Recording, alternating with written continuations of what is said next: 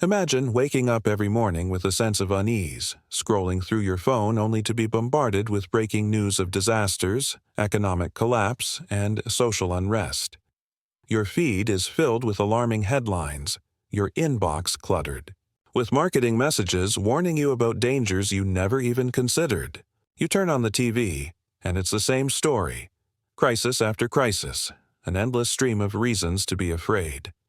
But have you ever stopped to ask, who benefits from this constant state of anxiety? Is it a natural consequence of the modern world? Or is fear being engineered, packaged, and sold as a product? In this video, we'll uncover a disturbing truth. Fear isn't just an emotion anymore. It's an industry, a billion-dollar machine designed to keep you in a perpetual state of panic. And the more anxious you are, the more money they make. We live in an era where fear has been weaponized, not just by governments, but by corporations, media conglomerates, and entire industries built on the foundation of your anxiety. Fear keeps you glued to your screens, addicted to social media, dependent on medications, and trapped in cycles of overconsumption. News organizations profit from panic. Pharmaceutical companies thrive on stress disorders, and self-help gurus sell you expensive solutions that never actually solve anything. Meanwhile, social media platforms manipulate your emotions to keep you engaged, feeding you content that heightens your sense of danger. This isn't a conspiracy. It's a well-documented business strategy. But why is fear so profitable? And, more importantly, how can we break free from this cycle? To understand how fear became a business model, we need to look at the psychological mechanisms that make humans so vulnerable to it. The human brain is wired for survival, which means it instinctively prioritizes threats over positive information. In prehistoric times, this was useful. Being overly cautious could mean the difference between life and death. But in today's world, where most people aren't facing immediate physical dangers, this ancient survival mechanism is being hijacked. News networks know that negative headlines get more clicks. Marketers understand that fear-based advertising sells more products. Politicians have learned that a frightened population is easier to control. And because fear keeps people in a heightened emotional state, it also makes them more impulsive, more distracted, and more dependent on external solutions, whether that's antidepressants, security systems, or the latest self-improvement trend. The result: a society where fear is no longer a response to real threats but a carefully curated experience, designed to keep us in a loop of anxiety and consumption. The worst part is that most people don't even realize they're being manipulated. They believe that the world is more dangerous than ever, that they need constant protection, and that they must work harder just to feel secure. But is this reality? Or is it just an illusion? One that benefits those in power at the expense of your mental health and freedom? In this video, we'll break down the different industries that profit from fear, exposing the tactics they use to keep you afraid. From the media's obsession with sensationalism to the pharmaceutical industry's overprescription of anxiety medications, we'll reveal how your emotions are being commodified. The question is, can you escape the economy of fear? Or are we all doomed to live in a world where anxiety is the most valuable currency? Anxiety has always been part of the human experience, but never at the levels we see today. In the past, fear was a survival mechanism, a response to real, immediate threats like predators or natural disasters. But in the modern world, fear has transformed into something far more insidious. It's no longer just a reaction to danger. It's a constant, pervasive state of mind. Studies show that anxiety disorders are at an all-time high, with millions of people worldwide struggling with chronic stress, panic attacks, and overwhelming fear about the future. But what changed? Why is this generation more anxious than any before? Some might point to economic instability, political tensions, or climate crises, but while these issues play a role, they don't tell the whole story. The truth is, our Anxiety isn't just a byproduct of modern life. It's something that has been actively cultivated. Think about the sheer amount of fear-based messaging we consume daily. From news headlines warning of economic collapse to social media posts fueling panic about global catastrophes, we are constantly bombarded with reasons to be afraid. In previous generations, people encountered fear only in moments of actual danger.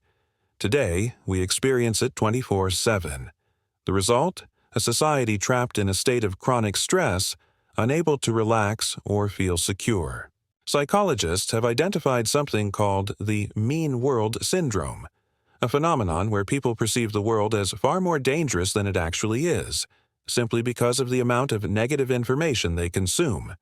And it's not just the media fueling this anxiety. Every major industry, from pharmaceuticals to self-help, from tech to politics, has found a way to profit from our fears. Fear is no longer just an emotion. It's an economy. This constant exposure to fear changes the way our brains function. Neuroscientific research shows that when people are consistently exposed to anxiety-inducing content, their brains enter a prolonged state of fight or flight. This state, originally designed for short bursts of survival response, now becomes permanent. The stress hormone cortisol floods the body, weakening the immune system, impairing memory, and making it harder to think critically. Over time, this chronic stress leads to depression, burnout, and physical illness. But rather than offering real solutions, society tells us to cope with prescription drugs, mindfulness apps, or expensive self-care routines. The more anxious we become, the more products we consume in search of relief. And yet, the cycle continues. Could it be that the system is designed this way on purpose? If you think about it, an anxious society is a highly profitable society. People who are afraid spend more money on security systems, self-defense classes, insurance policies, therapy, and pharmaceuticals. They work harder, fearing job loss. They stay glued to their screens, consuming more content that reinforces their fears. This creates a vicious cycle where fear drives consumption, and consumption reinforces fear. But what if we stopped participating in this system? What if we recognize that much of our fear is manufactured, exaggerated, or deliberately amplified for profit? The first step to breaking free is awareness. The more you understand how fear is used as a tool of control, the less power it has over you. But to truly escape the economy of fear, we need to dive deeper into the industries that keep us trapped in this cycle. And that's exactly what we'll explore in the next topic: how the media profits from keeping you afraid. The news used to be about informing the public, but today it's about something else entirely: capturing attention. And nothing captures attention better than fear. Think about the last time you watched the news. Was it a calm, neutral discussion of facts? Or was it a dramatic, fast-paced barrage of alarming headlines, urgent graphics, and panicked reporters? Modern news media operates on a business model that thrives on fear. Sensationalism gets more views, and more views mean more ad revenue. Studies show that negative news stories receive far more engagement than positive ones. It's not just a coincidence, it's psychology. The human brain is wired with a negativity bias, meaning we instinctively pay more attention to threats than to neutral or positive information. News outlets exploit this bias, knowing that if they keep us anxious, we'll keep watching. But this is just the beginning of how the media manufactures and sells fear. The way stories are framed and repeated plays a massive role in shaping public anxiety. Ever notice how certain threats seem to dominate the news cycle for weeks or even months? A new virus, an economic collapse, a crime wave, whether the threat is real or exaggerated, the goal is the same: to keep you engaged through fear. The media carefully selects which stories to amplify, often prioritizing the most dramatic, emotionally charged events, even if they are statistically rare. This creates a distorted perception of reality. For example, violent crime rates in many places have declined over the past few decades, yet news coverage of violent crime has skyrocketed. The result: people believe the world is more dangerous than it actually is, reinforcing their reliance on the very media that fuels their anxiety. But fear-based news doesn't just change our perception of reality, it changes our behavior. When people are exposed to constant fear, they become more reactive, less rational, and more easily manipulated. Studies show that chronic exposure to negative news increases stress levels, weakens decision-making abilities, and even makes people more likely to support authoritarian policies in the name of security. Fearful people seek protection, and the media, along with its corporate and political partners, offers convenient solutions. Governments push for new surveillance measures, tech companies promote security products, pharmaceutical companies advertise anxiety medications, all while news outlets continue to stoke the very fears that drive these industries. This isn't just a cycle, it's a system. The more anxious society becomes, the more dependent it is on institutions that claim to provide stability. But here's the question: if fear is so profitable, do these institutions have any real incentive to reduce it? The answer is clear: no.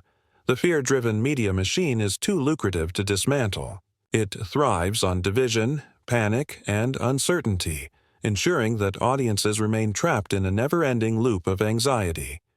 But once you understand how this system operates, you gain power over it. You can start questioning the narratives, seeking out diverse perspectives, and choosing when to disengage. The less you feed into the media's fear machine, the less control it has over your mind. But the news isn't the only industry that profits from your fear. If you think media manipulation is bad, wait until you see how the pharmaceutical industry has turned anxiety into a multi-billion-dollar empire. Anxiety is a normal human emotion, a response designed to protect us from danger. But in today's world, it's not just an emotion, it's a billion-dollar industry. Pharmaceutical companies have mastered the art of medicalizing everyday stress, turning common human struggles into disorders that require lifelong treatment. The result?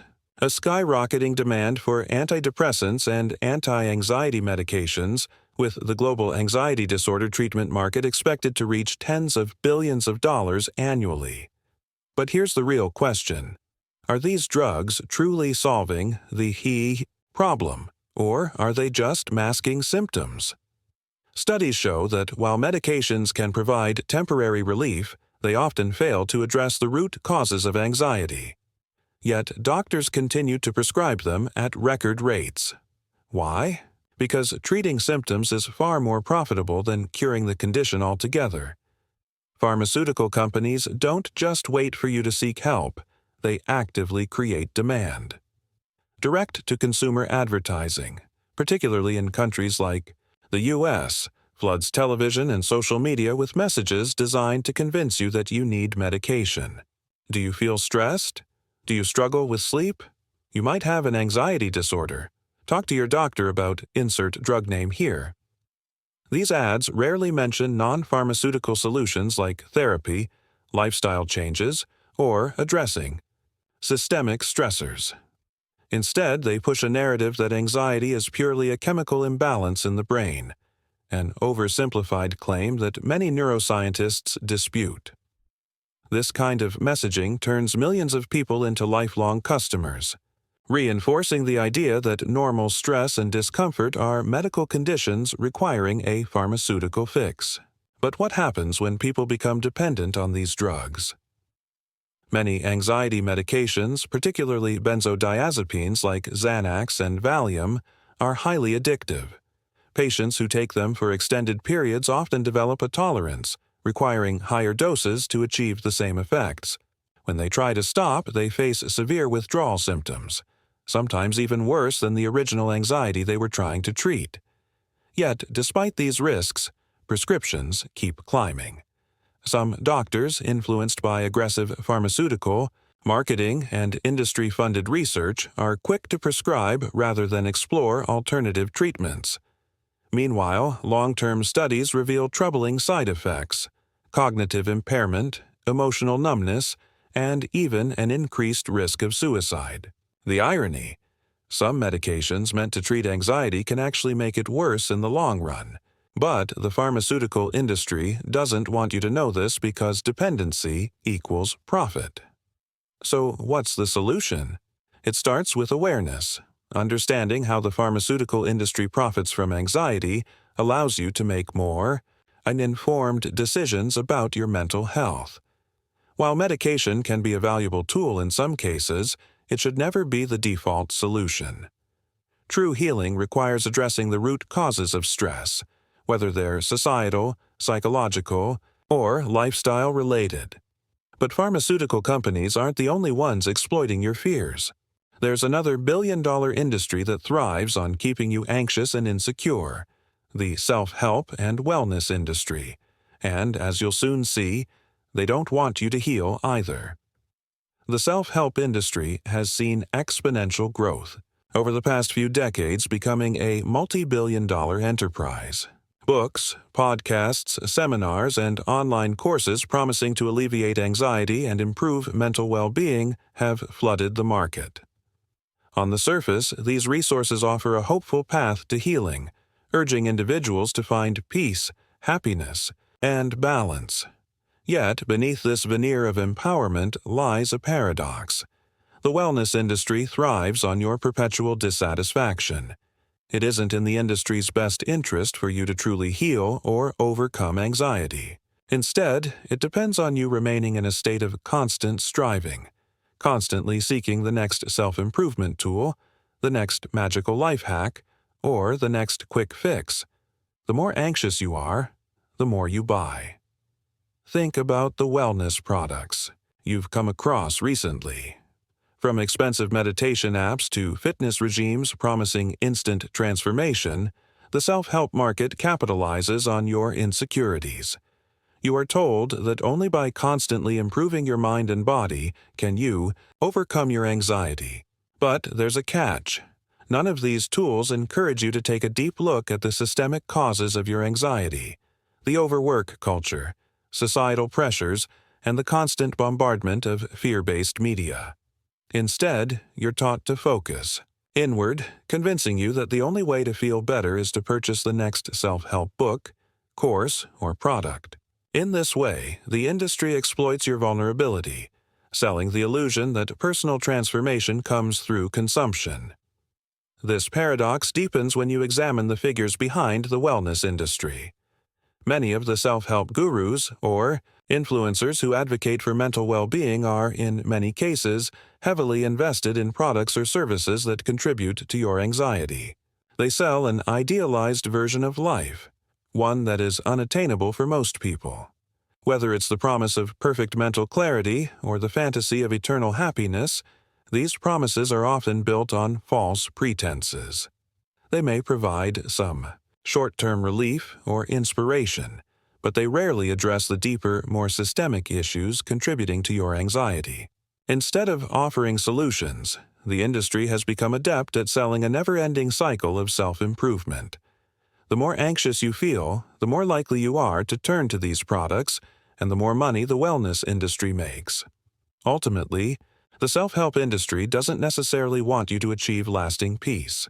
It wants you to remain in a state of need that drives continuous consumption. It creates a market where anxiety is the product, and the only way to cure it is through more consumption. This industry has become so embedded in our society that it's challenging to even recognize how it perpetuates anxiety. But breaking free from this cycle is possible. To find true healing, it's essential to look beyond the surface-level solutions and begin addressing the root causes of your anxiety, whether it's societal, psychological, or environmental. True wellness comes not from consuming endless self-help products, but from creating systemic change in your life and in society. And as we'll see in the next topic, the digital age of fear is yet another force that's keeping you trapped in the anxiety cycle. In the modern age, social media has become one of the most powerful tools in shaping our daily lives. Platforms like Facebook, Instagram, and Twitter not only connect us with friends and family, but they also offer a constant stream of information, both real and fabricated, that can easily fuel our anxiety. What most people fail to realize is that social media is designed to keep us hooked, and fear is one of the most potent tools used to ensure that we stay engaged. Algorithms are tailored to prioritize content that triggers strong emotional reactions, particularly fear. Whether it's sensationalized news stories, viral videos depicting violence, or discussions about global crises, social media feeds on our fear. It's a business model built around keeping us anxious and engaged. One of the key features of social media is its ability to create a sense of urgency and immediacy. Platforms use notifications, alerts, and updates to ensure that we stay on top of every bit of new, potentially alarming information. Whether it's a new natural disaster, political unrest, or an economic downturn, these notifications pop up relentlessly throughout our day, often before we've even had a chance to fully process what we've just learned. The constant flow of distressing news leads to a heightened state of anxiety, making it difficult for individuals to disconnect and reset. This perpetual state of vigilance is exactly what social media companies want. Anxiety increases engagement, leading to more time spent on their platforms, more ads clicked, and ultimately, more revenue. But the effects of this digital fear factory go beyond simply feeling anxious. Over time, constant exposure to fear-based content can lead to a range of mental health problems. Studies show that heavy social media use, particularly consumption of fear-based content, is linked to increased rates of anxiety, depression, and sleep disturbances. What makes it even more damaging is the fact that social media platforms rarely, if ever, provide resources or solutions to mitigate the anxiety they create. Instead, they often capitalize on our vulnerability by showing us ads for products, services, or even news articles that promise to help us cope with the very anxiety they helped generate. Whether it's a meditation app, an anti-anxiety supplement, or a news subscription, fear breeds more fear, and companies profit off of it at every turn. In addition to the direct harm caused by fear-inducing content, social media also fosters a culture of comparison that amplifies feelings of insecurity and anxiety. Seeing curated, idealized versions of other people's lives on platforms like Instagram creates a false sense of reality. The pressure to live up to these perceived standards of beauty, success, and happiness adds to our anxiety. Furthermore, the more time people spend on social media, the more they become dependent on it for validation and social interaction, further fueling their anxiety. This is the digital age of fear at work, an age where the very tools designed to connect us are now the engines that fuel our collective anxiety. To break free from this cycle, it's important to recognize the ways in which these platforms are designed to manipulate our emotions and, ultimately, our behavior. It's no secret that the advertising industry has long relied on emotions to influence consumer behavior. However, in today's world, anxiety is one of the most potent tools marketers have at their disposal. The most successful marketing strategies are not about showcasing the benefits of a product. They are about creating fear of what could happen if you don't buy. From insurance ads that prey on your fear of accidents to beauty products promising to prevent aging, marketers know that making you anxious about a potential threat or missed opportunity will drive you to make impulsive purchases. Fear taps into our primal instincts, making us act quickly to avoid pain or discomfort. This fear-based marketing is pervasive in nearly every industry, from retail to finance to health. The concept of FOMO, fear of missing out, has become one of the most powerful psychological triggers in modern marketing. Every limited-time offer, every countdown clock, and every "act now" message is designed to make you feel like you're about to lose something important. The idea that you might miss out on a valuable opportunity can prompt consumers to act without thinking, often purchasing things they don't need. Retailers and online shops know how to manipulate this anxiety to their advantage, using limited edition releases, flash sales, and promotions that create a sense of urgency. By playing on the fear of missing out, marketers ensure that their customers will buy, often resulting in regret and buyer's remorse once the initial anxiety-driven impulse fades away. Fear isn't just about missing out. It's also about insecurity. Companies have capitalized on our need for social approval by promoting products that promise to make us more desirable, more respected, and more successful. From clothes and gadgets to skincare and supplements, there's always something new, being marketed as the solution to making you more attractive, more powerful, or more important. The pressure to conform to societal standards of beauty, success, and status is immense, and advertising exploits these pressures. This manipulation creates a constant cycle of anxiety, as consumers are made to feel that they are not enough as they are. The products that promise to fix these perceived shortcomings become the solution to our insecurities, making the marketing campaign a self-fulfilling prophecy. Anxiety-based marketing doesn't stop at the products themselves. It also feeds into the way people perceive their lives. Ads often portray an idealized image of the world, where happiness is directly tied to consumption. Advertisements play on the fear that you won't be happy, successful, or fulfilled without a particular product or service. The implication is that your life is incomplete without it, and that leads to a constant cycle of dissatisfaction. Once you've bought into this idea, you are stuck in a loop of continual consumption, always striving for that elusive moment of happiness that the ads promised you. But the reality is that happiness is rarely found in material goods.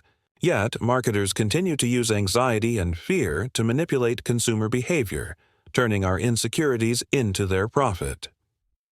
In today's high-speed corporate world, the pressure to perform is overwhelming. Companies often push their employees to the brink of exhaustion, expecting more work for less pay. The culture of overwork isn't just a byproduct of modern business. It's an intentional strategy designed to boost profits. When you're stressed and overworked, you're more likely to stay engaged with your job, work longer hours, and accept fewer breaks. This culture has become the norm in many industries, where people are constantly striving for promotions, more responsibilities, and higher salaries, often at the expense of their mental and physical health. The more stress you experience, the more likely you are to push yourself harder, which benefits the bottom line of corporations. Stress has become a commodity in the workplace. Employers are well aware that the pressure they place on their employees will often lead to higher output in the short term. Yet, the long-term costs, such as burnout, mental health struggles, and high turnover rates, are often overlooked. In fact, the system thrives on these costs. When employees burn out, companies replace them with new workers, perpetuating the cycle. This burnout economy keeps workers in a constant state of flux, always pushing, always striving, but never reaching a sustainable level of success. The real cost, however, is borne by employees who find themselves working harder for less satisfaction and ultimately less personal fulfillment. The phenomenon of hustle culture is a prime example of how corporate manipulation feeds on stress. The glorification of overworking, where working long hours is seen as a sign of dedication and success, has been ingrained in many professionals. It's a mentality that tells workers that their value is defined by how much they sacrifice for their job.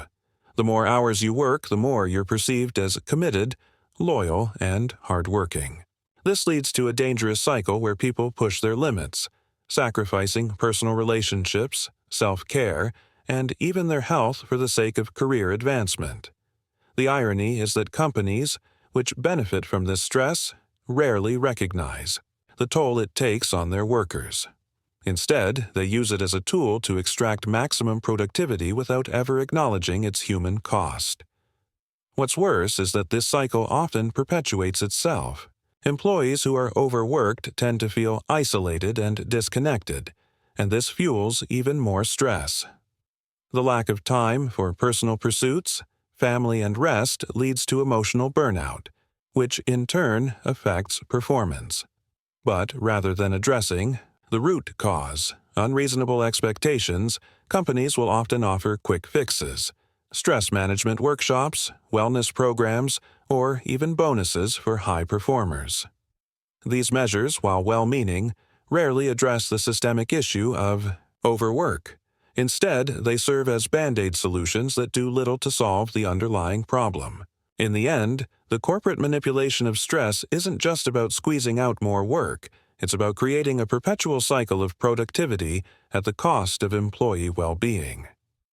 Throughout history, fear has been one of the most powerful tools of control. Governments, both past and present, have used fear to manipulate societies and maintain power. Whether it's the fear of terrorism, economic collapse, or pandemics, authorities know that anxiety breeds compliance. When the populace is scared, they are more likely to follow orders, support policies, and allow invasive measures that they would otherwise resist. Fear is a unifying force that can override critical thinking and spark a rush to security, no matter the cost. This is why politicians often emphasize potential threats to the national interest, ramping up fear in the public consciousness through media channels. The more fearful people are, the more easily they can be controlled. A perfect example of this manipulation is the War on Terror. In the aftermath of 9/11, the U.S. government used the fear of terrorism to justify sweeping changes to the legal landscape, from surveillance programs to restrictions on civil liberties. The Patriot Act, for instance, passed under the guise of national security, allowed the government to monitor citizens' communications and collect massive amounts of personal data, all in the name of protection. The key tactic here was fear. People were so anxious about terrorism that they allowed the government to expand its powers, surrendering privacy and freedom in exchange for a false sense of safety. The result is that fear becomes a tool to curtail freedoms and consolidate power in the hands of those in charge. Governments also rely on economic fears to maintain their grip. Recessions, inflation, and unemployment are often painted as looming catastrophes, amplifying the anxiety of the public. Politicians are quick to point out the risks of not acting, creating an environment of panic. In many cases, this fear leads to the public supporting measures they might otherwise oppose, such as austerity policies or bailouts for large corporations.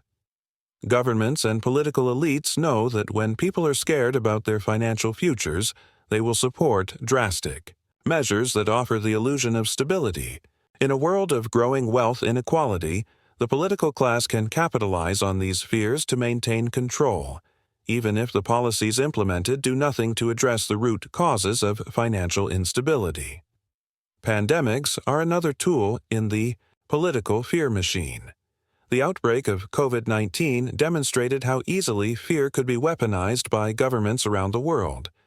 In the name of public health, leaders imposed lockdowns, mandated vaccines, and restricted movement, with widespread compliance from citizens who feared for their lives. While these actions may have been necessary in some cases, they also highlighted the way fear can be leveraged to justify extreme measures. The manipulation of fear in such crises creates an environment where dissent is discouraged, and questioning of governmental authority becomes a risky endeavor. By perpetuating fear, governments can tighten their hold over society, using anxiety as a means of reinforcing their power and maintaining control. Breaking free from the cycle of fear that society has built is not an easy task, but it is essential for reclaiming a sense of peace and control. The first step is recognizing that fear is being manufactured around you. The constant bombardment of alarming headlines, the social media posts designed to stir anxiety, and the marketing campaigns that prey on your insecurities are all part of a carefully crafted system. Understanding that fear is a commodity, something being sold to you for profit, helps to distance you from it. By viewing fear as a tool used by media, corporations, and even governments, you can begin to detach, emotionally and mentally, from the panic that surrounds you. The key is to reframe your perspective and stop seeing fear as an inevitable or natural part of your daily life. One of the most effective ways to break free from the grip of fear is by controlling the information you consume. In the digital age, we are constantly exposed to the news, social media posts, and advertising that amplify fear. By actively choosing to limit the amount of fear-based content you consume, you can take control of your emotional landscape. This might involve unfollowing fear-mongering influencers, unsubscribing from sensational news outlets, or even taking breaks from social media entirely. It's important to curate your digital environment and focus on sources that promote positivity, mindfulness, and factual, balanced reporting. The less fear you are exposed to, the less it will influence your thoughts and actions. Another powerful strategy to combat fear is through mindfulness and emotional awareness. Practicing meditation, mindfulness, and deep breathing exercises helps you stay grounded in the present moment rather than being swept away by anxious thoughts. These practices allow you to observe your emotions without being controlled by them. Fear often arises from worrying about future events that may never come to pass. By learning to stay present, you can diminish the power that fear has over your mind.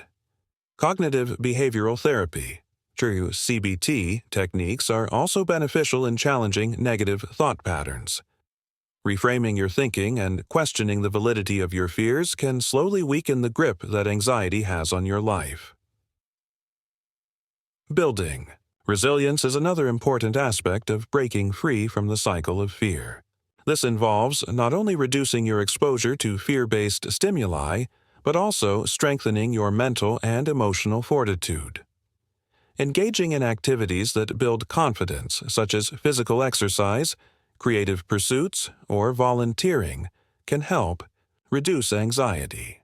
Surrounding yourself with supportive, positive people who uplift you rather than fuel your fears is also crucial. The more you cultivate a life of purpose and meaning, the less susceptible you will be to the fear-based narratives that dominate modern society. Remember, breaking free from the consumer culture of fear is not just about avoiding anxiety. It's about building a life where fear no longer dictates your choices, thoughts, or actions. Imagine a world where fear no longer drives the decisions of individuals, governments, or corporations. A society where anxiety doesn't shape the economy, influence political decisions, or dominate the media narrative. Without fear as a driving force, human beings could experience a significant shift in their collective consciousness. Without the constant pull of worry, we might see a dramatic rise in genuine connection, peace of mind, and collaboration. People would no longer be pawns in a game played by industries preying on their insecurities. Instead, society could become one where well-being, creativity, and cooperation are valued over profits made from spreading panic.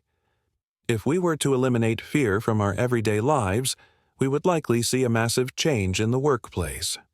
The pressures that businesses currently place on employees would be replaced by a healthier work-life balance. Instead of forcing workers to stay late to meet impossible targets or to constantly worry about job security, companies could prioritize mental health and well-being. A fear-driven work environment, where anxiety leads to burnout, would be replaced with one focused on fulfillment, creativity, and personal growth. This shift could lead to more meaningful careers, more engaged employees, and a better overall quality of life. On a larger scale, the absence of fear could lead to significant changes in political structures. Governments would no longer manipulate public perception through fear tactics, whether it be through the exaggeration of threats, economic instability, or manufactured crises.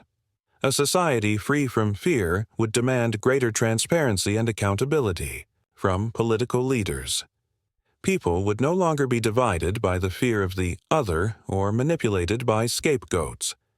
Instead, a world without fear could foster greater unity, where individuals prioritize shared humanity over divisive narratives. In this ideal world, fear no longer influences public policy, allowing for more collaborative, effective governance.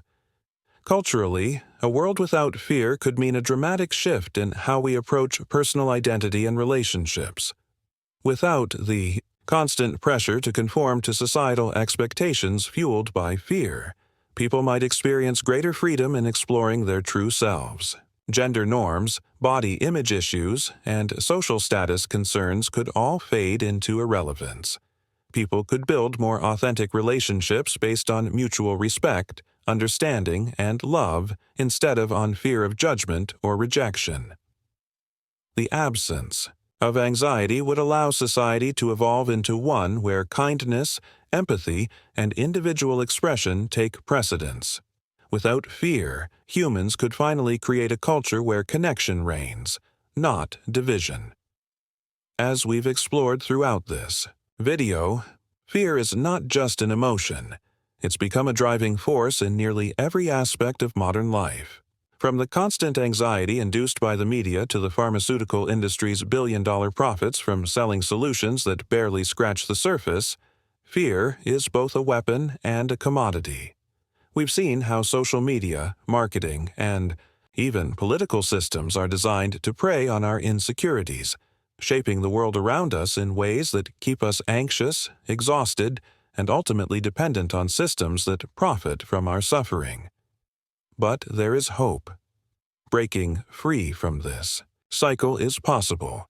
It requires acknowledging the role that fear plays in our lives, understanding how we've been manipulated, and taking conscious steps to reclaim our peace of mind. Whether it's rejecting the consumerism that feeds our anxieties, embracing healthier work-life balances, or simply deciding to question the narratives being pushed upon us, we all have the power to redefine our relationship with fear. Imagine a society where fear no longer drives the economy, where peace and fulfillment take precedence over profits, and where we reclaim control over our emotions and actions. This is not a pipe dream. It's a possibility, and the first step is recognizing the need for change. As individuals, as communities, and as a global society, we can break free from the chains of fear that bind us and build a future where well-being, cooperation, and authentic human connection are the true measures of success. The journey to reclaiming. Our peace may be challenging, but it is also liberating, and it begins with one simple act: choosing not to live in fear.